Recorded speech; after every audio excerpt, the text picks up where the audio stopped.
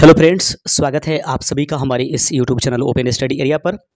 जिस सेशन की डिमांड आप सबके द्वारा बीपीएससी टीआरई 4.0 के लिए किया जा रहा था, वही सेशन और उसी तरीके से बिल्कुल क्वेश्चन सेट किए गए हैं। जैसे कि 40 अंकों के प्रश्न एग्जाम्स में पूछे जाते हैं। 40 अंकों के एग्जाम जो होते हैं एग्जाम्स जीके सेशन में, आपके बीपीएससी टीआरई 4.0 या 3.0 में हुआ हो या 2.0 या 1.0 में हुआ हो, उन सब में जो 40 अंक का जीएस था उसमें मैथ्स के, ज्योग्राफी के और फिर करेंट अफेयर्स का और साइंस के क्वेश्चंस रखे गए थे। कुछ क्वेश्चंस आपको अदर पार्ट से भी लिया गया था। उसी तरीके से बिल्कुल यह आज का सेट आप सभी के लिए प्रस्तुत किया गया है। हम उम्मीद करेंगे कि यह 40 क्वेश्चंस आज जीके के सेशन का इतना मस्ट इम्पॉर्टेंट है कि आज आपको हर हाल में 40 में से 36-37 के आंकड़े ज़रूर क्लियर करने चाहिए, अगर आप किसी भी हाल में किसी भी सूरत में टीआरई 4.0 में सिलेक्शन लेना चाहते हैं। तो आइए शुरुआत करेंगे और एक कलम और एक कॉपी लेकर के आप बैठ जाइए और हमारे आंसर बताने से पहले आप अपना आंसर कमेंट करते चलिएगा और अपना स्कोर आप हमें ज़रूर कमेंट कीजिएगा। 100% करने की आदत डाल लीजिए। पहला क्वेश्चन आपके स्क्रीन पर है। पादपों में बना खाद्य पदार्थ पौधे के विभिन्न अंगों में किसके द्वारा पहुंचता है? ऑप्शन है फ्लोएम, कॉर्टेक्स, जाइलम। उपर्युक्त में से एक से अधिक सही है, उपर्युक्त में से कोई सही नहीं है। तो दोस्तों, हम जानते हैं कि पादपों में खाद्य पदार्थ तथा जल को संवहन करने के लिए संवहन बंडल के रूप में जाइलम और फ्लोएम उपस्थित होते हैं।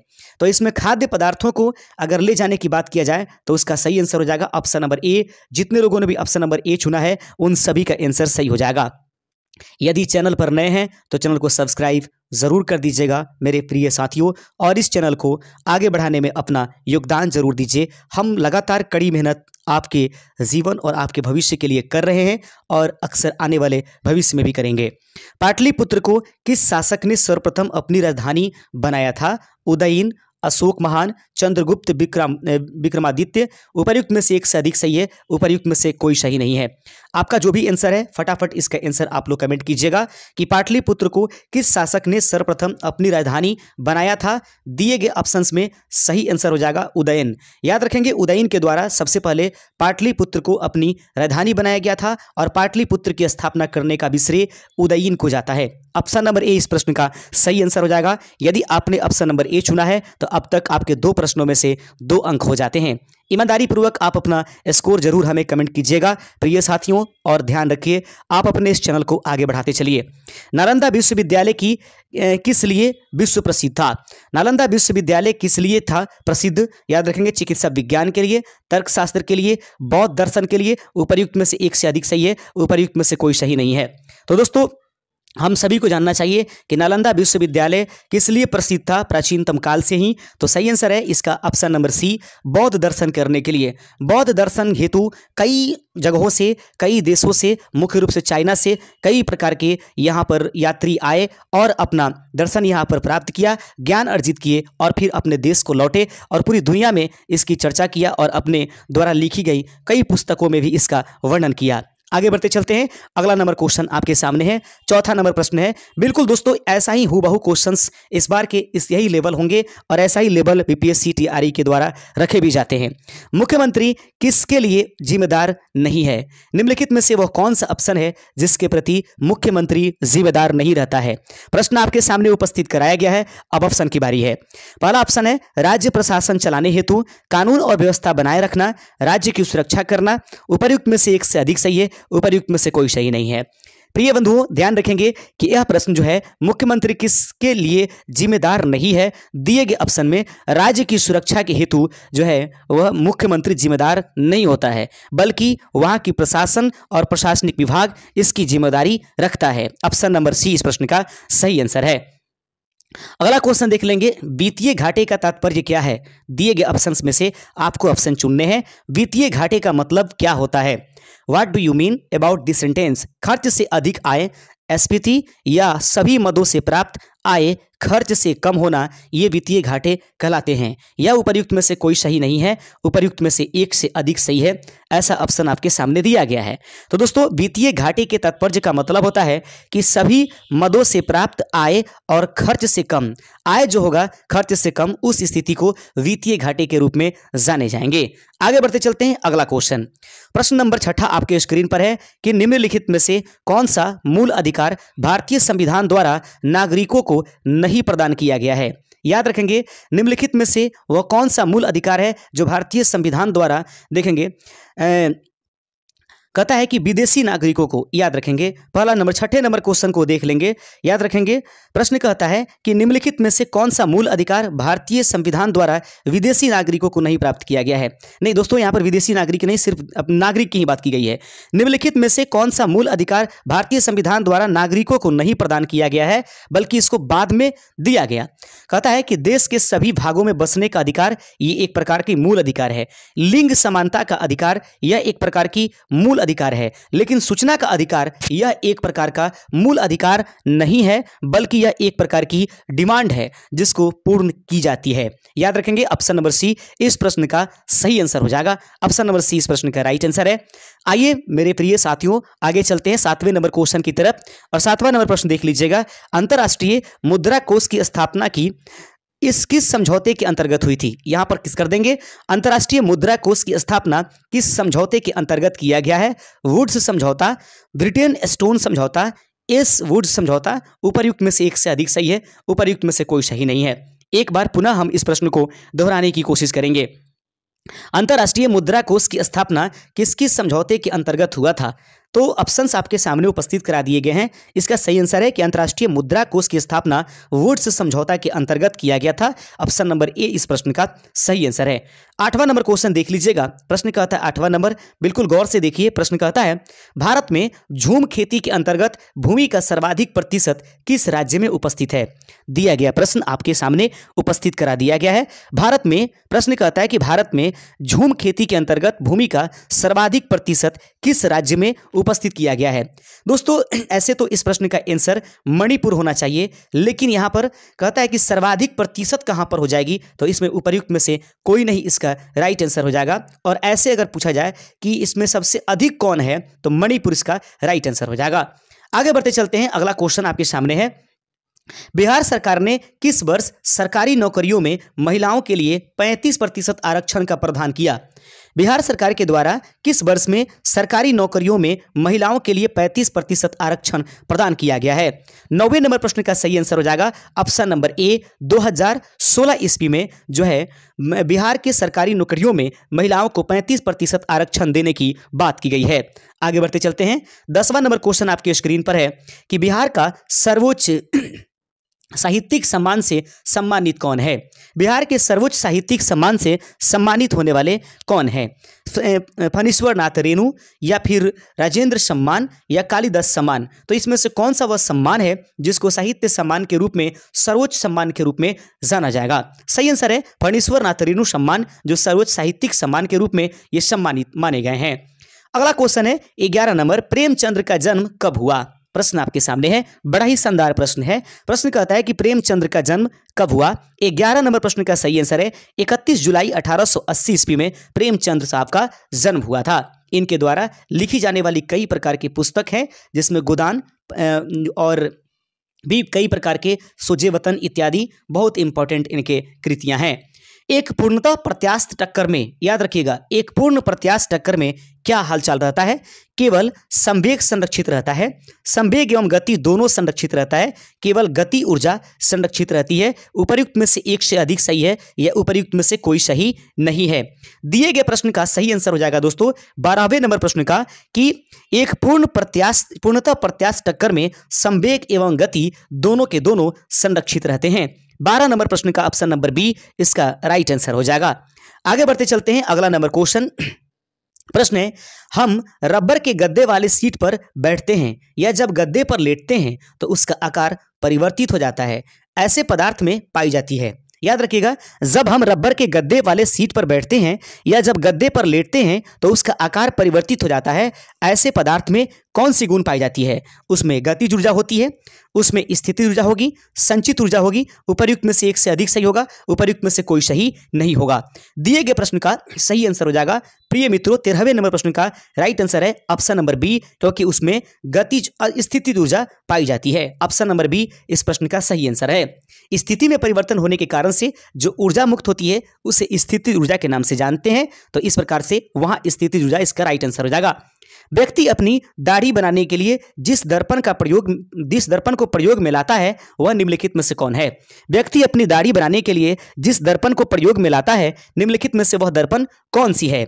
14 नंबर प्रश्न का ऑप्शन है समतल दर्पण, अवतल दर्पण, उत्तल दर्पण, उपर्युक्त में से कोई नहीं, उपर्युक्त में से एक से अधिक सही है। दिए गए प्रश्न का सही आंसर आप सभी ने चुना होगा, ऑप्शन नंबर बी इसका राइट आंसर हो जाएगा। प्रिय दोस्तों, आपसे नम्र निवेदन है कि लगातार आप हमें कमेंट जरूर करते चलिए और अपने स्कोर को बिल्कुल एक बेहतर मोड पर रखिए। गलत को ईमानदारी पूर्वक गलत कीजिए, सही को ईमानदारी पूर्वक सही कीजिए और बाद में इस वीडियो को पुनः चला करके अपना जो स्कोर है उसको करेक्शन कर लीजिएगा। प्रश्न है, ठोस में चल सकने वाली तरंग निम्नलिखित में से कौन सी है? ठोस में चल सकने वाली तरंग निम्नलिखित में से कौन सी है? ऑप्शन है अनुप्रस्थ तरंग, अनुदैर्ध्य तरंग, कल्पना मात्र की जा सकती है, उपर्युक्त में से एक से अधिक सही है या उपर्युक्त में से कोई सही नहीं है। दिए गए प्रश्न का 15वें का सही आंसर हो जाएगा कि ठोस में चल सकने वाली तरंग जो होगी वह निम्नलिखित में से कौन होगी? तो दोस्तों यह दोनों के दोनों जो होंगे यहाँ से इसके राइट आंसर अनुप्रस्थ और अनुजर, ये दोनों के दोनों हम चला सकते हैं। उस कंडीशन में उपर्युक्त में से एक से अधिक इसका सही आंसर हो जाएगा। आइए बढ़ते चलते हैं। अगला नंबर क्वेश्चन आपके स्क्रीन पर है कि निम्नलिखित में से होकर जाने वाली प्रकाश किरण अपवर्तन के बाद बिना विचलित हुए उसी पद में निकल जाती है। याद रखेंगे, निम्नलिखित में से होकर जाने वाली प्रकाश की किरण अपवर्तन के बाद कहता है कि बिना विचलित हुए ही उसी पद पर निकल जाती है, उसी पथ पर निकल जाती है। वह बिंदु क्या कहलाएगा? वक्रता केंद्र, प्रकाश केंद्र, मुख्य अक्ष या उपर्युक्त में से एक से अधिक सही है, उपर्युक्त में से कोई सही नहीं है। दिए गए प्रश्न का सही आंसर हो जाएगा उसको प्रकाशिकीय केंद्र के नाम से जाना जाएगा। यानी कि अगर मान लीजिए उत्तल लेंस ही है, इससे प्रकाश की किरण छोड़े बिना विचलित किए हुए वो सीधे निकल जाती है, तो वह प्रकाश केंद्र होगा उसका जो है मूल पॉइंट इसका। अगला क्वेश्चन है, एक लेंस में आवर्धन का मान सदैव एक से कम होता है, वह लेंस कहलाता है। प्रश्न आप लोग देख लीजिएगा। प्रश्न है, वह एक लेंस में आवर्धन का मान सदैव एक से कम होता है, तो वह लेंस कौन सा लेंस है? उत्तल लेंस है, अवतल लेंस है, या तो उत्तल है या नहीं तो अवतल है। उपर्युक्त में से एक से अधिक सही है, उपर्युक्त में से कोई सही नहीं है। एक लेंस में आवर्धन का मान सदैव एक से कम होता है, वह लेंस कौन सा लेंस कहलाएगा? 17 का सही आंसर हो जाएगा ऑप्शन नंबर बी, यानी कि इसका माइनस में मान जब आ जाएगा तो अवतल हो जाएगा, प्लस में उत्तल हो जाएगा। ऑप्शन नंबर बी इस प्रश्न का सही आंसर हो जाएगा। अगला क्वेश्चन 18 नंबर, वस्तु में बड़ा आभासी प्रतिबिंब बनता है, वह कौन सा जो दर्पण है जिसमें वस्तु का आभासी एवं बड़ा प्रतिबिंब आपको देखने के लिए मिलता है? आसानी पूर्वक इस प्रश्न का आंसर आप कर चुके होंगे, वह सही आंसर होगा ऑप्शन नंबर बी। अवतल दर्पण में किसी वस्तु का आभासी तथा बड़ा प्रतिबिंब हमें देखने के लिए मिलता है। आगे बढ़ते चलते हैं। जब वस्तु को हम अवतल दर्पण के सामने ध्रुव P और मुख्य फोकस F के बीच में रखते हैं। अगला क्वेश्चन है, चुंबकीय फ्लक्स का एसआई मात्रक निम्नलिखित में से क्या है? 19 नंबर क्वेश्चन आपके स्क्रीन पर है कि चुंबकीय फ्लक्स का एसआई मात्रक निम्नलिखित में से क्या है? 19वें नंबर प्रश्न का ऑप्शन है टेस्ला, वेबर, अर्ग, उपर्युक्त में से एक से अधिक सही है, उपर्युक्त में से कोई सही नहीं है। दिए गए प्रश्न है चुंबकीय फ्लक्स का एसआई मात्रक क्या है? 19 का सही आंसर है ऑप्शन नंबर बी, यानी कि वेबर जो होता है वह चुंबकीय फ्लक्स का एसआई मात्रक होता है। 19 का बी नंबर ऑप्शन इसका राइट आंसर हो जाएगा। प्रश्न कहता है बॉर्न निम्नलिखित में से किसका मात्रक है? बॉर्न निम्नलिखित में से किसका मात्रक है? क्षेत्रफल का, लंबाई का, समय का, उपर्युक्त में से एक से अधिक सही है, उपर्युक्त में से कोई सही नहीं है। 20वें नंबर प्रश्न का सही आंसर हो जाएगा मेरे प्रिय दोस्तों कि बॉर्न निम्नलिखित में से किसकी मात्रक होती है? सही आंसर है क्षेत्रफल की मात्रक जो होती है एक बर्न होती है, तो बर्न क्षेत्रफल के मात्रक के लिए प्रयोग किया जाता है। अगला क्वेश्चन देख लीजिएगा। प्रश्न है एक आयत की लंबाई उसकी चौड़ाई से 24 सेंटीमीटर अधिक है, यदि आयत का परिमाप 112 सेंटीमीटर है तो उसकी लंबाई कितनी हो जाएगी? अब यहाँ से मैथमेटिक्स के क्वेश्चन स्टार्ट होंगे, तो आइए अब हम आपको मैथमेटिक्स बनाना सिखाते हैं। कहता है कि एक आयत की उसकी लंबाई चौड़ाई से 24 सेंटीमीटर अधिक है। मान लीजिए कि चौड़ाई x है, तो उस कंडीशंस में लंबाई कितनी हो जाएगी? x + 24। तो आपको पता हो गया कि लंबाई x है और चौड़ाई x है और लंबाई x + 24 है। तो आयत का जो परिमाप होता है 2 इंटू लंबाई प्लस चौड़ाई, यानी x प्लस 24, इन सबका मान जोड़ करके आपके पास दिया गया है 112, यानी कि 1 और क्या 2। इस 2 से जब कटाइएगा तो आप देखिए 56 प्राप्त हो जाएगा। x को जोड़िएगा तो 2x हो जाएगा और प्लस में 24 हम लोग लेकर के आएंगे और उसके बाद यहाँ पर 56 बचेगा। याद रखेंगे दोस्तों, अब यहाँ पर हमें याद रखने हैं कि 2x है और 56 में से 24 घटा लीजिएगा तो देख लीजिएगा 6 में से 4 जाएगा, यहाँ पर 2 हो जाएगा और 5 में से 2 जाएगा 3 हो जाएगा। 2 से अगर 32 को घटाएंगे तो 16 आएगा। इसका मतलब कि हमें x का मान क्या आ गया है, x का मान 16 प्राप्त हो गया है। तो 16 प्राप्त हो गया तो ये 16 क्या है, चौड़ाई है। हमसे क्या पूछा जा रहा है कि लंबाई कितनी हो जाएगी। हमसे क्वेश्चन पूछा गया लंबाई, तो लंबाई के लिए हमने x प्लस 24 माना था, तो x का मान 16, उसमें 24 जोड़ दीजिएगा तो दोस्तों 40 सेंटीमीटर इस प्रश्न का सही आंसर हो जाएगा। ऑप्शन नंबर ए इस प्रश्न का राइट आंसर है। उम्मीद करते हैं कि मैथमेटिक्स का ये क्वेश्चन आपको समझ में आ गया। थोड़ा सा ये क्वेश्चंस देखने में टफ नजर आ रहा है, लेकिन बनेगा क्योंकि हम सभी इसको बनाने की आइए प्रयास करते हैं। प्रयास हमारी जारी है और देखते चलेंगे। सबसे पहले 1 रहने दीजिए, प्लस कॉट के बदले में हम लोग साइन बटा नहीं कॉस बटा साइन लिखेंगे। याद रखिए, फिर से देखेंगे एक बार फिर से 1 प्लस यहां पर देख लीजिएगा कॉस एक्स बटा साइन एक्स कर दीजिएगा, माइनस इसके बदले में 1 बटा साइन लिखिएगा, इसको घेर दीजिए। उसके बाद यहां से 1 प्लस यहाँ पर टेन के बदले साइन बटा कॉस लिखिएगा, फिर सेक के बदले 1 बटा आप क्या लिखिएगा, कॉस लिखिएगा। देख लीजिएगा इस साइन से इसमें साइन में गुना हो जाएगा तो ये हो जाएगा साइन थीटा और प्लस यहाँ पर कॉस थीटा।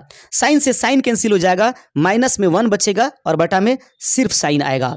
उसके बाद उसी तरीके से इसका मान हमारे पास कॉस प्लस साइन और उसके बाद प्लस में 1 बचेगा। अब आइए इसको छोटा करके देखते हैं। हमें प्राप्त क्या हुआ है दोस्तों, यहाँ पर प्राप्त हुआ है हमको साइन और उसके बाद साइन और प्लस कितने कॉस और उसके बाद माइनस में 1। यहाँ पर प्राप्त क्या हुआ है, यहाँ पर हमें प्राप्त हुआ है दोस्तों कॉस और प्लस साइन, ठीक है, और उसके बाद प्लस में 1, ठीक है। बटा में नीचे जो हम लोग लाए थे साइन आया था, यहाँ पर कॉस आया था। देखिए इस पूरे को a मान लीजिए, इस पूरे को a मान लीजिए, तो इसको a और इसको b मानिए, इसको b मानिए, तो ये a minus B into A plus B. सूत्र होता है a square minus B square. यानी कहने का मतलब कि हमारे पास मान हो जाएगा कॉस a और प्लस साइन a का होल स्क्वायर और माइनस का 1 स्क्वायर बटा में sign a into cos A हो जाएगा।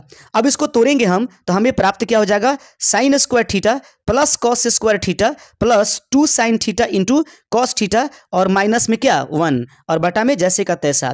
अब यहाँ पर जो हमारे पास आया था sine square theta plus cos square theta और प्लस में 2 sine theta into cos theta और माइनस में 1 और बटा क्या आया था साइन थीटा और इंटू कॉस थीटा।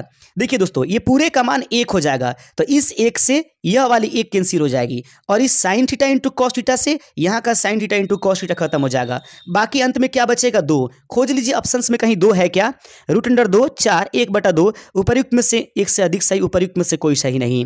दिए गए प्रश्न का सही आंसर हो जाएगा, उपर्युक्त में से कोई सही आंसर नहीं है। बड़ा ही शानदार क्वेश्चन है जो कि प्रोबेबिलिटी से लिया गया है। प्रायिकता का यह क्वेश्चन है। प्रश्न कहता है 20 हरी और 15 लाल गेंद एक बर्तन में डाली जाती है, एक हरी गेंद को छूने की संभावना कितनी हो सकती है।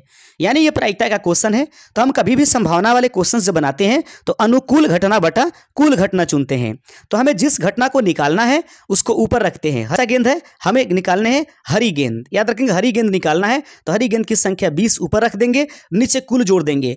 20 प्लस 15 हो जाएगा, तो 20 रहने दीजिए बटा 15 में 20 जोड़ेंगे 35 हो जाएगा। 5 चौका 20 और 5 सते 35, 4/7 इसमें ऑप्शन खोज लेंगे। ऑप्शन नंबर सी इस प्रश्न का राइट आंसर हो जाएगा, 4/7। ऑप्शन नंबर सी इस प्रश्न का सही आंसर है। दोस्तों आगे देखते चलिएगा। x का cube plus 6x square plus 11x plus 6 का निम्नलिखित में से कौन सा गुणनखंड नहीं है।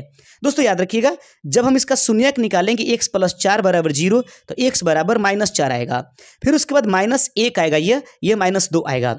दोस्तों बारी बारी से हम इसको रख करके देखें तो 1 पर ये कुल मिलाकर के 0 हो जाएगा और -2 पर भी ये 0 हो जाएगा। लेकिन जब हम -4 रख करके देखेंगे एक एक करके तो ये 0 होने वाला नहीं है। इस प्रकार से x प्लस 4 इसका गुणनखंड नहीं होगा। एक बार ट्राई आप जरूर कर लेंगे कॉपी पर इसको आसानी पूर्वक। लीजिए, ये कोऑर्डिनेट ज्योमेट्री से क्वेश्चन है, निर्देशांक ज्यामिति से ये क्वेश्चंस आपके सामने उपस्थित कराया गया। बिंदु 4, 5 और -2, -1 का मध्य बिंदु क्या है? हम सभी जानते हैं कि मध्य बिंदु का सूत्र होता है x1 + x2/2। तो पहले जोड़िए, 4 में -2 जोड़ेंगे तो घट करके 2/2 हो जाएगा, 2 से 2 कैंसिल आ जाएगा, 1 x का मान आया। फिर y को जोड़िए, 5 में हम लोग -1 जोड़ेंगे और बटा में 2 करेंगे तो 4/2 आएगा, 2 से 2 कैंसिल करा देंगे तो पहली वैल्यू हमारे पास 1 आया था, दूसरी वैल्यू हमारे पास 2 आया। इस प्रकार से ऑप्शन नंबर सी इस प्रश्न का सही आंसर हो जाएगा। आइए दोस्तों, अगला क्वेश्चन आप लोग देखते हैं और ये थोड़ा सा क्वेश्चन बढ़िया क्वेश्चन है और जबरदस्त क्वेश्चन है। थोड़ा सा इसमें और समय लगने की आवश्यकता है, थोड़ा सा समय ज्यादा लगेगा इसमें, थोड़ा सा बने रहिएगा हमारे साथ। देखिएगा दोस्तों, कहता है कि एक लंब वृत्तीय शंकु के आधार का क्षेत्रफल, याद रखेंगे, एक लंब वृत्तीय शंकु के आधार का क्षेत्रफल 154 वर्ग सेंटीमीटर है तथा इसकी ऊंचाई 14 सेंटीमीटर है। इसके वक्र पृष्ठ का क्षेत्रफल कितना होगा? सबसे पहले तो आप देख लीजिए, लंब वृत्तीय शंकु है जिसके आधार का क्या क्षेत्रफल बताया गया है। आधार का क्षेत्रफल का मतलब यह वृत्त का क्षेत्रफल है, याद रखेंगे। इसका कहता है कि इसके आधार का क्षेत्रफल इतना है तथा इसकी ऊंचाई यहां से यहां तक की ऊंचाई कितनी है दोस्तों? 14 सेंटीमीटर। तो सबसे पहले तो हम इसमें r निकालेंगे और r निकल जाएगा तो इसकी सहायता से h और r की सहायता से हम इसका क्या निकालेंगे? तिर्यक ऊंचाई निकालेंगे और तिर्यक ऊंचाई निकल जाएगा तो उस कंडीशन में इसका वक्र पृष्ठीय क्षेत्रफल पाई आर एल का सूत्र हम लोग यूज करेंगे और यूज करके इस प्रश्न का आंसर निकाल देंगे। आइए हम लोग देखते हैं इस प्रश्न को कैसे सॉल्व करते हैं। सबसे पहले आधार का क्षेत्रफल दिया गया है वृत्तीय, ठीक है ना, तो वृत्तीय निकालिए। सही आंसर इसे हो जाएगा पाई आर स्क्वायर का मान दिया है 154, पाई का मान 22/7 होती है, रहने दीजिए। आर स्क्वायर जैसे का तैसा बराबर 154, इसको कटाइएगा तो 7 बार में ये कट जाएगा, ये 7 इधर चला जाएगा तो 7 डबल हो जाएगा। इस प्रकार से आर स्क्वायर का मान 7 स्क्वायर आएगा, स्क्वायर से स्क्वायर कैंसिल, आर का मान हमारे पास 7 आ गया। उम्मीद करते हैं कि आपको समझ में आ गया कि आर हमारे पास 7 है। तो इस कंडीशन में हम लोग एल निकालेंगे। एल का मान होता है R square plus H square. R का मान हमारे पास 7 आया और एच का मान हमारे पास 14 दिया है, 14 का स्क्वायर 7 7 49, याद रखेंगे 7 7 49 और प्लस उसके बाद हमारे पास 14 14 कितना होता है? 196, ये वर्ग है। तो 49 में 196 को जब जोड़ेंगे तो दोस्तों 245 प्राप्त हो जाएगा। देखेंगे 245 आपको प्राप्त हो जाएगा। अब इस 245 को जब हम लोग गुणनखंड करेंगे तो ये हमारे पास 7 × 7 और × 5 आएगा। डबल 7 का मतलब है कि एक 7 बाहर निकल जाएगा, उस कंडीशन में 7√5 इसका मान हो जाएगा। उम्मीद करते हैं दोस्तों कि आपके पास आर का मान कितना आ गया है? 7 आ गया है और उसके बाद हमारे पास एल का मान कितने आ गए हैं? 7√5 आ गया है। अब हमें चाहिए कि इसका वक्र पृष्ठीय क्षेत्रफल निकालने हैं तो पाई आर एल इसका हम लोग वक्र पृष्ठीय क्षेत्रफल निकालेंगे। तो पाई का मान 22 बटा कितने हो जाएंगे? 7 कर दीजिए। उसके बाद हम लोग आर का मान लिख देंगे कितने? 7। उसके बाद हम लोग मान लिखेंगे एल का। एल का मान कितना था? 7√5। इस 7 से इस 7 को कैंसिल कर दीजिए। 22 में 7 से गुना कीजिए 154 और उसके बाद √5, 154√5 इसमें से आंसर खोज लेंगे। देखिए दोस्तों, इसका ट्रिक भी है बनाने का, लेकिन हम इसको विश्लेषित रूप से आपको समझाने की कोशिश कर रहे हैं, क्योंकि देखिएगा ट्रिक कभी कभी फेल मार देता है लेकिन विश्लेषण किसी भी परिस्थिति में फेल नहीं मारता है।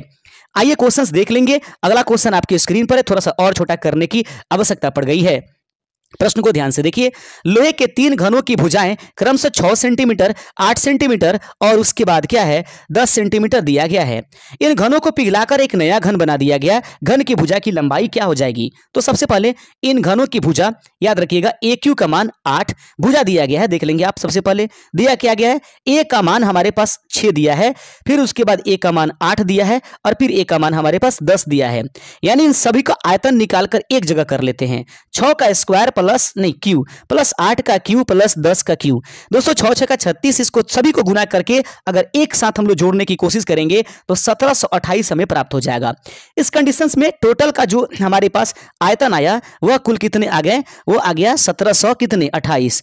अब हमको नया वाला बनाना है तो मान लेते हैं कि उसकी भुजा ए है तो ए क्यू का मान 1728 के मान के बराबर हो जाएगा। ठीक है, तो अब क्या करेंगे? इस ए क्यू को जैसे का तैसा 1728 को हम लोग किसके घात के रूप में लिख सकते हैं तो हम लोग दोस्तों 12 का क्यू लिख सकते हैं। क्यू से क्यू कैंसिल हो जाएगा, ए का मान हमारे पास 12 आ जाएगा। उम्मीद करते हैं कि ये प्रश्न समझ में आ गया होगा कि जो नया घन बना हुआ है उसकी भुजा 12 सेंटीमीटर इसका राइट आंसर हो जाएगा। यहीं पर खत्म होता है मैथ के क्वेश्चंस। अब शुरू होते हैं यहां से अन्य सभी बाकी के क्वेश्चंस। आगे बढ़ते चलते हैं। प्रश्न कहता है कपास की पैदावार डैश में अच्छी होती है। वह कौन सा स्थान है या कौन सी मिट्टी है जिसमें कपास की खेती सबसे अधिक पाई जाती है? दिए गए ऑप्शंस में काली मिट्टी, जलोढ़ मिट्टी, बलुई मिट्टी, उपर्युक्त में से एक से अधिक सही है, उपर्युक्त में से कोई सही नहीं है। कपास की पैदावार सबसे अच्छी कहां पर हो जाएगी? 28 नंबर प्रश्न का सही आंसर हो जाएगा ऑप्शन नंबर ए, काली मिट्टी में। आप सभी को कमेंट करके बताने हैं कि काली मिट्टी हमारे देश के किस राज्य में सर्वाधिक पाई जाती है।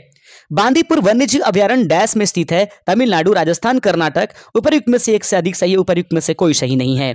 दिए गए प्रश्न 29 का सही आंसर हो जाएगा कि बांदीपुर वन्यजीव अभयारण्य कर्नाटक में उपस्थित है। दोस्तों किसी भी प्रकार की कोई क्वेश्चन हमसे फॉल्ट हो जाती है तो प्लीज हमें सजेस्ट जरूर कर दीजिएगा। हम भी एक इंसान है, हो सकता है कि हमसे कुछ गलती हो जा रही हो। समुद्र की गहराई मापने के लिए प्रयोग किया जाता है। समुद्र की गहराई मापने के लिए निम्नलिखित में से किसका प्रयोग करेंगे? सोनार का, रडार का, डॉपलर का। उपर्युक्त में से एक से अधिक, उपर्युक्त में से कोई सही नहीं है। 30वें नंबर प्रश्न का सही आंसर है कि समुद्र की गहराई मापने के लिए सोनार नामक युक्ति का प्रयोग किया जाता है। अगला क्वेश्चन है और प्रश्न देख लीजिएगा। प्रश्न को आगे हम लोग देखते चलते हैं, थोड़ा सा और छोटा कर लेते हैं ताकि स्क्रीन पर अच्छे से आ जाए। प्रश्न कहता है भारत के निजी क्षेत्र में सबसे बड़ी विद्युत परियोजना कहां स्थित है? बहुत ही जबरदस्त क्वेश्चन आपके सामने रखा गया है। याद रखेंगे भारत के निजी क्षेत्र की अगर बात करें तो सबसे बड़ी विद्युत परियोजना कहां स्थित है? राजमुंदरी, नैवेली, कोरबा। उपर्युक्त में से एक से अधिक सही है, उपर्युक्त में से कोई सही नहीं है। दिए गए प्रश्न का सही आंसर है 31 नंबर प्रश्न का राइट आंसर उपर्युक्त में से कोई नहीं। क्योंकि दोस्तों भारत के निजी क्षेत्र में सबसे बड़ी विद्युत परियोजना जो है वो दाभोल है। याद रखेंगे दाभोल जो है वह दोस्तों महाराष्ट्र राज्य में उपस्थित है। इस प्रकार ऑप्शन नंबर ई इस प्रश्न का राइट आंसर हो जाएगा। अगला क्वेश्चन आपके सामने उपस्थित हो गया है और प्रश्न देख लीजिएगा। प्रश्न कहता है, प्रश्न है आपके सामने, देखिएगा ध्यान से। प्रश्न कहता है दोस्तों, अगला क्वेश्चन है कि पशु और पौधों की जाति में सबसे बड़ी विविधता कहां पाई जाती है? पशु और पौधों की जाति में सबसे बड़ी विविधता कहां पाई जाती है? शीतोष्ण पर्णपाती वनों में, उष्णकटिबंधीय आर्द्र वनों में, अत्यधिक प्रदूषित नदियों में। उपर्युक्त में से एक से अधिक सही है, उपर्युक्त में से कोई सही नहीं है। दिए गए प्रश्न जो है कि आपके पास ऑप्शन उपलब्ध करा दिए गए हैं कि पशु और पौधों की जाति में सबसे बड़ी विविधता कहां पाई जाएगी। 32 का सही आंसर ऑप्शन नंबर बी हो जाएगा। उष्णकटिबंधीय आर्द्र वनों में पशु और पौधों की जाति में सबसे बड़ी विविधता पाई जाती है। 32 का ऑप्शन नंबर बी इस प्रश्न का सही आंसर हो जाएगा। आइए दोस्तों क्वेश्चन देख लेते हैं कि कौन सा शहर भारत के पहले एकीकृत अपशिष्ट प्रबंधन शहर सह शिक्षण केंद्र का घर बन गया है। प्रश्न आपके सामने है कि कौन सा शहर भारत के पहले एकीकृत अपशिष्ट प्रबंधन शहर सह शिक्षण केंद्र का घर बन गया है। ठीक है, तो ऑप्शंस आपके सामने। ऑप्शन है गोरखपुर, वाराणसी, लखनऊ। उपर्युक्त में से एक से अधिक सही है, उपर्युक्त में से कोई सही नहीं है।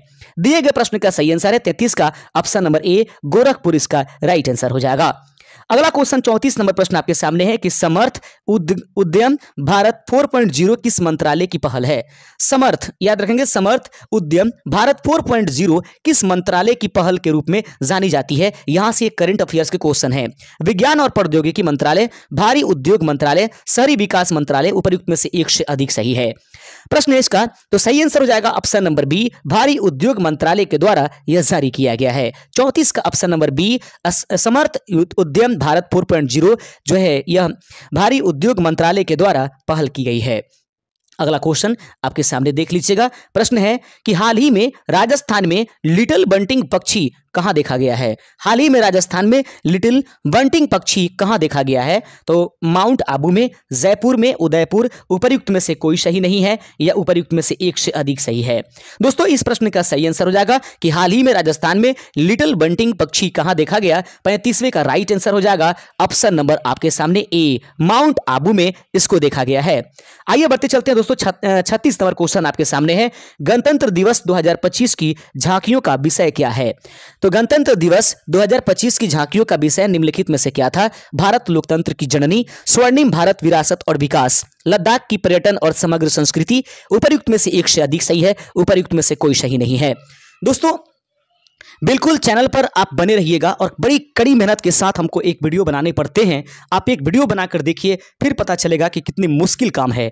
और इस मेहनत को ज़ाया नहीं कीजिए, वरना मेरा मनोबल घटा तो मैं हो सकता है कि वीडियोस कंटिन्यू नहीं आपको दे पाऊँ, उस समय समस्या आ सकती है। तो आप प्लीज़ लाइक, सब्सक्राइब और चैनल को शेयर करने में कोई कसर मत छोड़िए। ये आपका चैनल है, हमें मोटिवेट कीजिए। गणतंत्र दिवस 2025 की झांकियों का विषय क्या था? 36 नंबर प्रश्न का सही आंसर है कि स्वर्णिम भारत, विरासत और विकास। ये गणतंत्र दिवस 2025 की झांकियों का विषय था। आगे क्वेश्चन है, प्रश्न का आता है 37 नंबर, किला उआ ज्वालामुखी किस देश में स्थित है? किला उआ ज्वालामुखी किस देश में उपस्थित है? यह 37 नंबर क्वेश्चन आपके स्क्रीन पर रख दिया गया है। 37वें का सही आंसर ऑप्शन नंबर सी, हवाई। याद रखेंगे, संयुक्त राज्य अमेरिका में किला उआ जो ज्वालामुखी है वो संयुक्त राज्य अमेरिका के हवाई स्थान पर उपस्थित है। अगला क्वेश्चन, हवाई द्वीप के नाम से भी इसको जानते हैं।